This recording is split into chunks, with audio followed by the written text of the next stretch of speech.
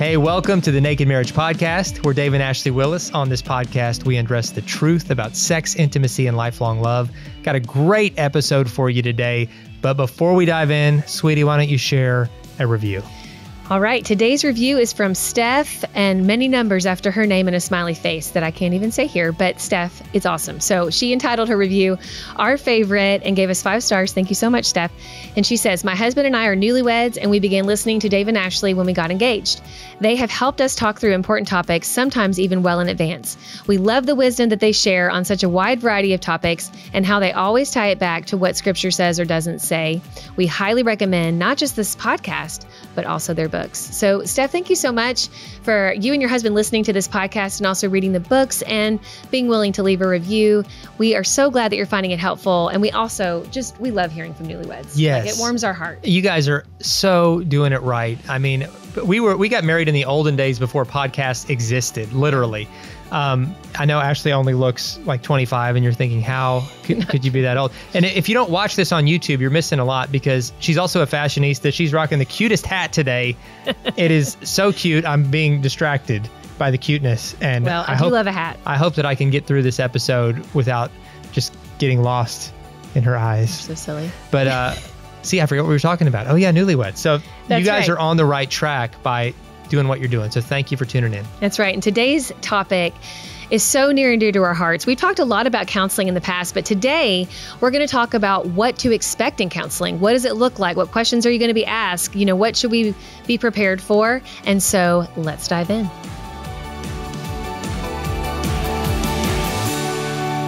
Well, I'm so excited about today's episode because counseling, as you guys know, is so near and dear to our hearts. And actually, I don't know if we've even mentioned this on the podcast, but I'm in a master's program for biblical counseling. So not only have we experienced counseling ourselves personally, but from a professional standpoint, I can tell you what to expect in counseling as well. So I'm really excited about this conversation. I am too. And tell everybody what your current GPA is in that biblical counseling program. It's a 4.0. She is so smart and is working so hard at this because we believe in this so much. And she has such a passion and a gift.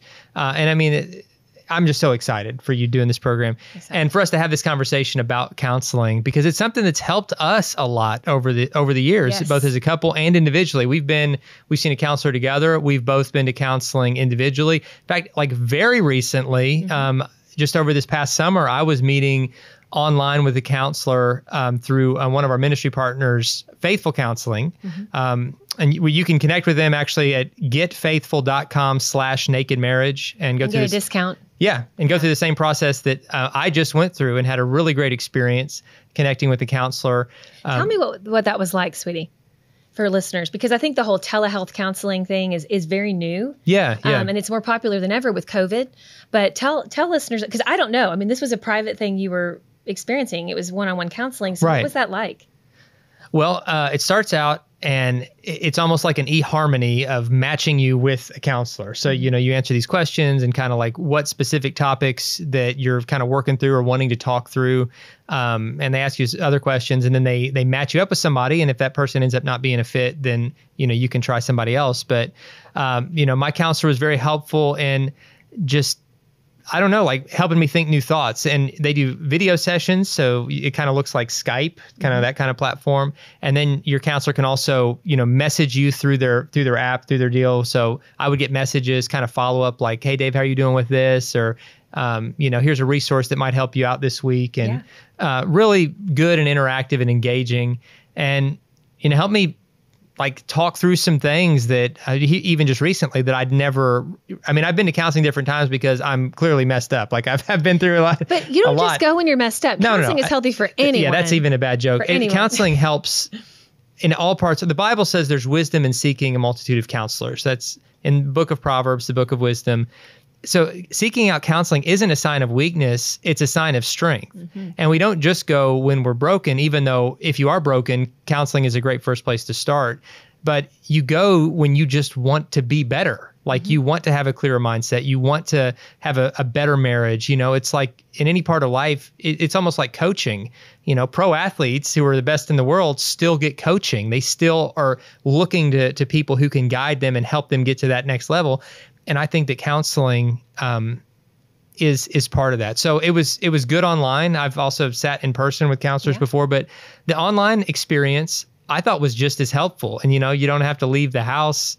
It's really good. We also have a team here at XO Marriage that can do mediation for you, again, right from your house through Skype and through different channels. If you go to xomarriage.com/help, that's a great resource for couples together. So we just want to talk today, though, about why counseling is beneficial, what you can expect. What's it like? Yeah. What are they gonna ask? Why you should consider going? And we're not just trying to push you toward like specific places. Like, go sit down with a counselor in your town. Like, we're just saying, get Christian counseling wherever you are. Right. This isn't just a commercial for specific places or even for what we have here, but the need to do it somewhere.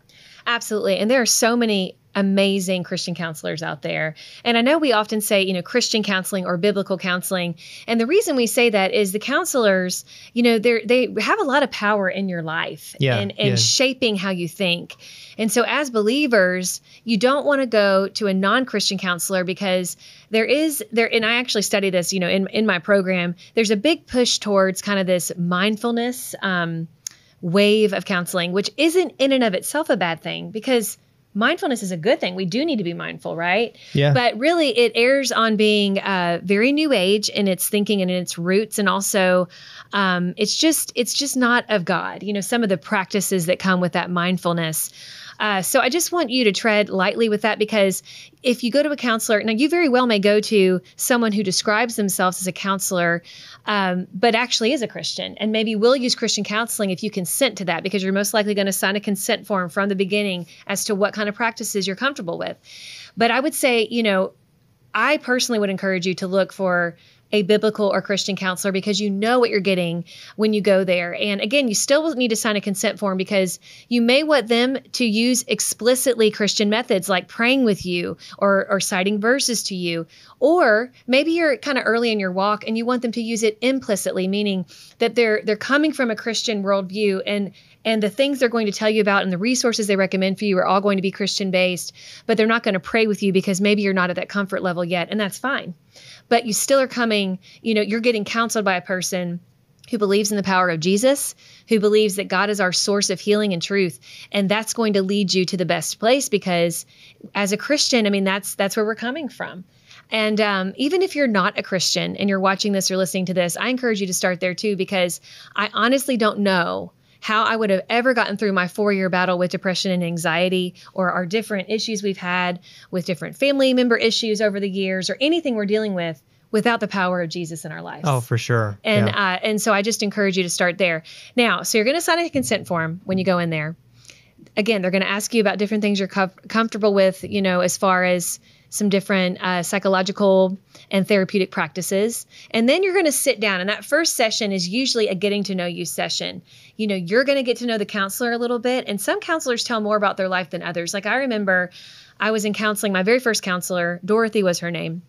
And she was my first individual counselor. So I didn't know what to expect. And I remember she was really reluctant to share anything in the beginning. But I saw this lady for about a year and a half. And towards the end there, she did start to open up more. So some counselors just, they want to put the focus more on you and not relate maybe to your situation quite yet, because they don't know if you're going to be staying, with the process. And so that doesn't mean they're not, like, they're just this cold clinical counselor. It's just kind of a lot of times how counselors start out with their counseling sessions. And so they're going to ask you a lot of questions about your childhood. They're going to ask you a lot of questions about the relationships in your life. What brought you there? Why are you here? If you mention I'm dealing with anxiety, they'll say, oh, that's interesting. Well, when you have anxiety, what does it feel like? What do you think about? And they're going to go through all those questions. And one thing that I think a lot of people don't understand will happen in counseling is the silence. Yeah. But a trained counselor knows that silence is a great thing. And a trained Christian or biblical counselor knows that it's maybe the best thing. That might be the best part of the counseling session, because that's when the Holy Spirit is as our counselor that, we receive as Christ followers. That's when the Holy Spirit is honestly doing his best work, because you're usually thinking through what they just asked you, or thinking about what is my answer. And so don't be afraid of the silence. Yeah, silence can be your friend. And there are going to probably be moments that are uncomfortable because in anything in life worth doing, there are going to be moments that are uncomfortable. Like if you go to a trainer at a gym, there are going to be moments that are uncomfortable where you feel like you're being, you're being pushed and it hurts and it's sweating. Now, you're not going to feel physical pain with counseling. And with a good counselor that guides you through the process, you might not even feel like really a lot of emotional or mental pain, but eventually they are going to lead you back to some maybe painful places because you have to deal with that to really move forward and experience healing. So it's for your good and it's worth the process. It's worth the effort. And, at different times, I've talked to counselors about different things. I've had, if I just felt like a general stress level that felt unmanageable, to talk through like, where was that coming from? And where was that drive to like be too busy coming from? Or if I was responding just in anger, sometimes if anger is my go-to emotion, then I know that something is off with how I'm seeing the world and how I'm responding to things. And I need to, talk to somebody about, where that's coming from. And that stress and anger maybe are, tied together. This last counselor I met with, not something I'd planned to talk about, but something that ended up coming up and I'd never really talked about, at least in a counseling session, is a childhood trauma that I'd kind of not even really thought about being a trauma. It was so long ago, things that happened when I was about 6 years old, that was continuing to still kind of have some manifestations in my life now in some specific ways. And to be able to have somebody help navigate that and to talk through it and to kind of go back to that place and talk through it in a way that I hadn't before, it was really, really healthy. And so I think there is such benefit. There's a temptation in life to just move on from things and bury it and just keep plowing forward. But if we don't deal with things from the past, then we can't be at our best in the present or the future. And so counselor will kind of help navigate that. If there are issues in marriage, we talk all the time about the benefit of sitting down. A lot of what we talked about up to this point have been that individual counseling, right, which is important because you've got to be healthy for your marriage to be healthy. But there's great benefit in a couple sitting down together with a trained third-party mediator, Christian counselor, to help you both see things in a new perspective and to be a safe place for you to talk through your differences and those ruts that couples can get stuck in where, you both dig in your heels and you both feel like you're right and the other one's wrong. And that counselor can kind of help you see the whole situation in a new way. And it can really be a game changer. And so now, again, it's important that you go to a Christian counselor, a biblical counselor, because if you just go out to like any secular counselor, you don't know what message you're going to get. Like we had some friends that were having a hard time in their marriage. They went to a secular counselor. One of the issues was the husband wanted a lot more sex and the wife had like zero sex drive. And the counselor's advice, this counselor who's got these people in a vulnerable situation where, they're going to listen to what you say. He told them, well, the best thing you could do is just have an open marriage. And, let the husband go kind of have sex with whoever he wants as long as he comes home and is a good provider and all those things. Just terrible advice, unbiblical advice, reckless advice. And thank God they knew better. And they knew better. And they did not have an open marriage. If it's an open marriage, it's not even a marriage. Right, it's something else. But if you go to a biblical counselor, they're going to say, here's God's plan for you, for marriage. And these are words that we can trust. I remember one counselor I was going to years ago, a wise, sage, older man that had just had a lot of life experience. And I was the first appointment in the office one day, and I walked in a little bit before my appointment, and it's one of the most touching things I've ever seen. So my counselor, Dr. Kennedy, and then the other counselor in the office and the secretary in the office, it was a little small office, he was leading them in a devotional for the morning. And then I came in on the very end of that and I stayed real quiet. And then they held hands and prayed. They prayed for everybody that was going to come in that day, that the Lord would just give them as counselors the words to say, to point people back to the hope that can only be found in Christ, that they would have insight into being able to speak into what the situations were. They prayed blessings on every person that was going to come and sit in one of those appointments. And so there they were praying for me before I even went in. And if you are sitting down with somebody that you know has prayed for you before it even started, right, you're in the right place. And that's, something I know our team here at with the XO mediators, they do that. They are prayer warriors. You want whoever you talk to, make sure it's somebody that loves Jesus, cares about you, and is going to lead you based on what God's word has to say.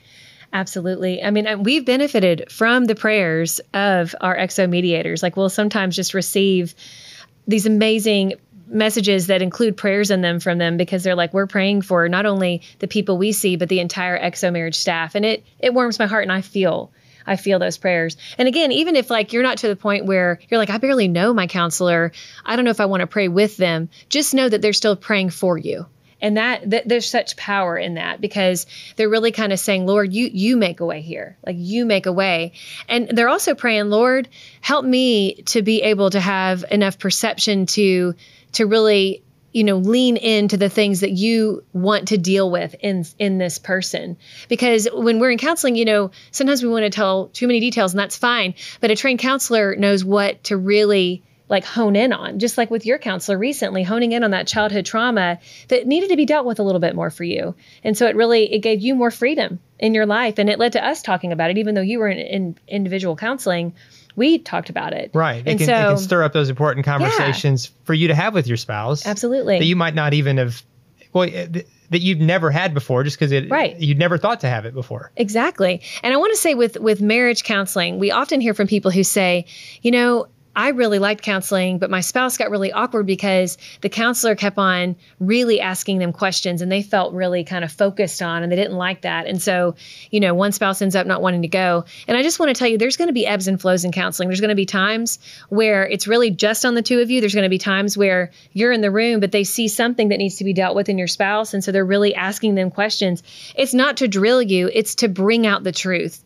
And it's really, as counselors are trained to help their clients to see the truth themselves, and really even to see what the next steps need to be. It's really, you're more of a guide. You're more of a guide in the journey to help the client to really focus in on what does need to be addressed. And so it's not like they're trying to bully one spouse. And if you feel that way, maybe you're with the wrong counselor. That's the next point I wanted to make, is sometimes if you've gone to 5 or 6 sessions and you both are like, I just don't feel like this person gets us, and they're focused, I don't feel like they're getting why we're here, and we don't seem to be going anywhere, it might be time to try a new counselor. You do need to give it time. I would say 5 or 6. Wouldn't you agree with that? I think 5 or 6 sessions will give you... Give it 5 or 6. Yeah. But just because it's hard at first doesn't mean it's the wrong counselor. Because sometimes, absolutely. Ashley said, and it's so true, sometimes things feel worse before they get better. Yes. Because you're dealing with uncomfortable things often that you haven't dealt with, and that might be uncomfortable. But that discomfort isn't a sign that I'm in the wrong place. Right. It might be a sign that you're in the right place. Sure. And that discomfort comes before the healing. But don't give up too quickly.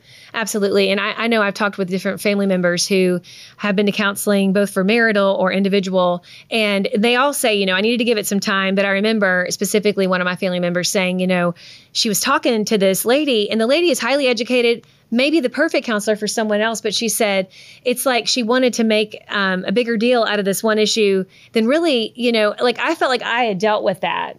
And she wasn't hearing me on what I really was there for. And she gave it some time, but ultimately went with another counselor who ended up, really getting what she needed help with. And it has been a huge difference for her. So yeah. I think that's something where you're going to have to pray about it and really ask God to show you, but be willing to give it some time. And it's not wasted money. I hear all the time people say, no, that's a waste of money. I mean, they're just going to get in my head and they're going to make it worse. And you guys, some of the best money we've ever spent, and it's been at times where we did not even really have the budget. Okay. Right. Yeah.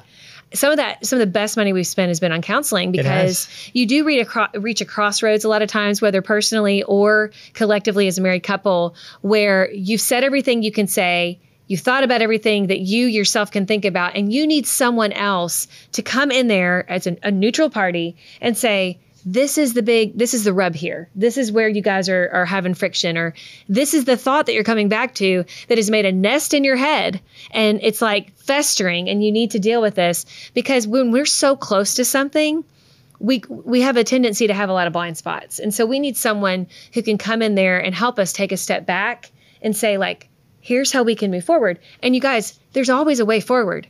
There's always a way. So true. And you have to cling to that That hope. should be a bumper sticker because it's true. There's It is always true. a way forward. Absolutely. And when you hit a hurdle, it doesn't mean this is a dead end. It just means like, all right, we're going to climb over this mountain. We're going to get around it, but there's always a way forward. Yeah. You got to keep searching. That counseling can be the game changer to help you find the way forward. Right. You don't have to stay stuck. And that might be the one thing that you need to take away from this whole episode. You don't have to stay stuck. Mm-hmm. There's always a way forward. So good, guys. So reach out to those counseling resources that we've mentioned throughout this podcast. Getfaithful.com/nakedmarriage for individual counseling. You can reach out to xomarriage.com/help. And also, I'm sorry, go ahead. No, that was basically it. I'm so sorry. I just wanted to also say in your church, go to your church. That's a great resource. They often have a list of Christian counselors, or you might even try pastoral counseling. But I do want to say, Dave served as a pastor for many years. Pastoral counseling is awesome for maybe 1 or 2 sessions, but it is not meant to be an ongoing we're not thing. trained for that. Right. I'm being trained for that. You were trained, but we're not that. currently trained for that. No, at the time that I was doing a lot of pastoral counseling, I could help people determine really their next step, which was often to just refer them straight to a counselor. Right. And bringing some peace in the process. I'd pray with them. I would help, I'd listen to their situation and I'd offer some biblical insight. We'll hear a few things the Bible has to say about that specific issue. Here are a few thoughts maybe you hadn't considered. Now let's pray about it. Here's the next step I'd recommend. But it's not the same as sitting down with somebody ongoing and really working through the issue, which is something that most pastors are not trained or equipped to do. I certainly was not. And so I would tell people that up front and then refer them to someone that's getting the kind of training that Ashley's getting now and those that are trained biblical counselors, because that's where the ongoing deeper help is going to come. Right. Yeah. So guys, thanks for listening. We talk a lot more about kind of dealing with these past baggage issues in our upcoming book, The Counterfeit Climax, which you can pre-order now. We even share in some more detail some of the specifics of our own baggage that we've had to work through, and how this can relate to your marriage and specifically your sex life, because a lot of times past baggage can have present manifestations in that area. And this book, we believe, could be a part of the healing process for whatever you're working through, and also just help you think some new thoughts and a path forward in the intimacy department. Right. So check that out. But now it's time for today's question. Yes. We love Q&A. Thanks for those who send in these questions at nakedmarriagepodcast.com. Sweetie, you want to read this one? Sure. It says, when I reject my husband's advances for sex, he becomes angry. He won't speak to me for days and will sleep in another room. For me, this is a major push-away response. When we have talked about it in the past, it's my fault, me not doing this or that. He apologizes for reacting the way he does, but then he goes and does it again. I pray for both of us, but I have reached the point of exhaustion with the subject and response. What can I do? Man, I feel the frustration here, and I really appreciate her honesty in sharing this. And I think a lot of women can relate to this. Yeah, I think this dynamic is a fairly common dynamic. Maybe not going in the other room necessarily. Right, maybe not the response, but the frustration of the one spouse that has a much higher drive and feels like this is my deepest need. You're the only place on earth where I can have this need met. And when you reject, when I sense rejection in this area, it is the most frustrating and intimate type of rejection. And I feel like if you knew how important this was to me, you would want to meet me in this place. But because you're pushing me away, it's like that you don't care about me. And for the other spouse, it's like, listen, I know you have needs. I have needs. I'm not wired the same. And for me to say like, no, I'm not in the mood to do that right now, doesn't mean I'm rejecting you as a human being or trying to push you away. It's like, I just, I'm not in the same place right now. I'm wired up completely differently. And so, part of what we do in this new Counterfeit Climax book is actually give a lot of specific conversation guides to kind of help couples talk through this, like, ask each other these questions to help couples have conversations that are going to lead to solutions in this area. Because here's the deal. The spouse that has the higher drive is not wrong. And the spouse who has the lower drive is not wrong. But what's wrong is to be disrespectful to one another or to disregard each other's needs. Or in this case, the husband's response is wrong. To pout like a 2-year-old and to stomp off is wrong. But he is also coming from a place where he probably feels desperate, and he's like, I want you to see how big a deal this is for me. But what he's actually doing is pushing his wife further away, right, because she's not going to want to have sex with someone who's acting like he's 2 years old. And so they're both in this cycle where they're exhausted and frustrated with each other. And instead of trying to focus on who's wrong here, which is never the right approach in these situations, it's just that you're both wired up very differently, for you to talk together about, okay, what would it look like? What are some things we can do for our sex life to improve? That this is for this to be a priority for both of us. And we know it's going to look differently because we have different needs and different drives and desires. But what are some things that we could agree to do? And maybe for him, it's saying, when you say no, I'm not gonna throw a tantrum. And when I do, I know that what I'm actually doing is pushing you away, and it's going to be harder for you to open up and be in the mindset to make love. And so I'm making the problem worse when I do that. And maybe for the wife, it's saying, you know what, like, I'm going to recognize that this is a deep need for him, is important to him as whatever my very biggest need is.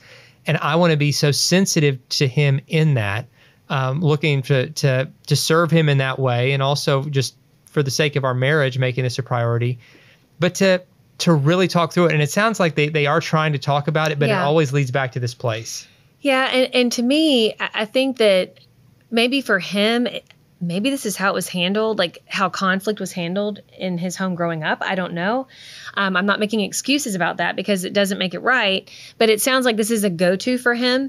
And in his mind, I guarantee you, I don't know for sure, but I would venture to say that he's like, well, you are punishing me, because he maybe sees it as a punishment for her denying him, even though clearly that's not at all. It's not, but to him, it's how it feels. And so he's like, I'm going to punish you. Which is the wrong response. I'm going to withhold affection from you. I'm going to withhold conversation from you.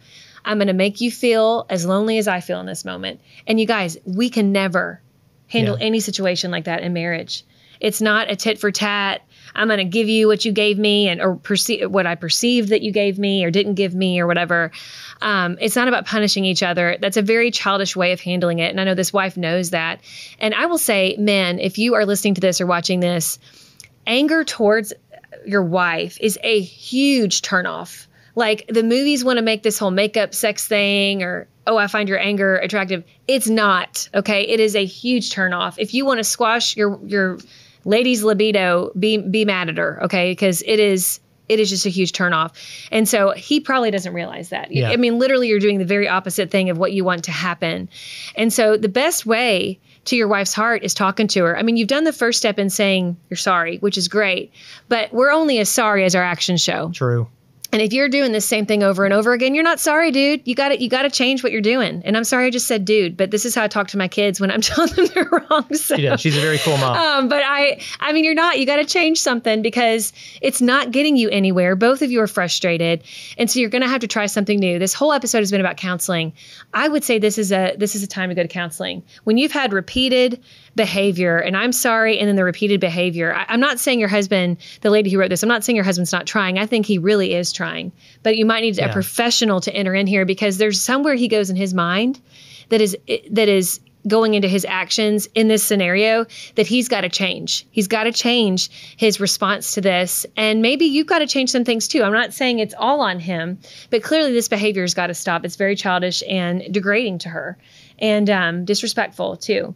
And so I would talk to a Christian counselor. The frequency in the sex department. Oh my gosh, no, Mm-hmm. not at all. It's breaking down intimacy on so many levels. And so I would encourage you to talk to a counselor about this. I think it would be very helpful. Good words. Good words. Thank you guys for your question. And thank you all for listening. As always, thank you for listening or watching. If you're watching this on YouTube, we appreciate you. Hey, as a next step, if you want to stay connected to us, find us on social media. If you haven't already, we're at Dave and Ashley Willis on Instagram, or you can just search the word marriage on Facebook and our marriage page will pop up. And we would love to connect with you wherever you are out in the social world. But thank you so much for being part of the Naked Marriage community, and for the reviews, for sharing this podcast with others. We appreciate you so much. We'll see you next time.